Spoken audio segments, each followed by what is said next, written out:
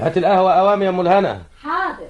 مش تاكل لقمة الأول يا حاج وبعدين تشرب القهوة، ولا انت هتصوم ليل ونهار؟ والله ماليش نفسي يا بهيجة. بس القهوة كده من غير أكل مش كويسة. اهي تعدل دماغي، انا اصلي حاسس ان دماغي ملبشة. أصلك بتتعب نفسك في المحل طول النهار، مش حقتك ترتاح انت وتسيب الصنايعية يشتغلوا؟ هو انت مش سبت وظيفتك عشان ترتاح ولا علشان تتعب اكتر؟ انا الشغل ما يتعبنيش ابدا يا بهيجة، ما انت عارفة، ده بالعكس بيسليني، وشغلتي دلوقتي عندي احسن من الوظيفة، اصلها بقى واخدة كل وقتي وما فيهاش فراغ الا بالليل. القهوة هي يا سيدي. هات يا ام الهنا.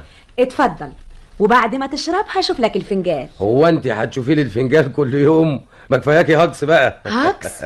اوعى تقول كده تاني يا سيدي، احسن ده مش كويس، اسياد الفنجان تزعل. مش كده يا ستي؟ انا حكاية الفنجان دي خلاص بقى ما بصدقهاش. اديكي قعدتي كذا سنة تقولي لي حاجات ما حصلتش يا ام الهنا. انت احسن يا ام الهنا تجربي حاجة تانية، اجري اجري اعملي حكاية السبت بتاع تحضير الارواح اللي طالعين فيها في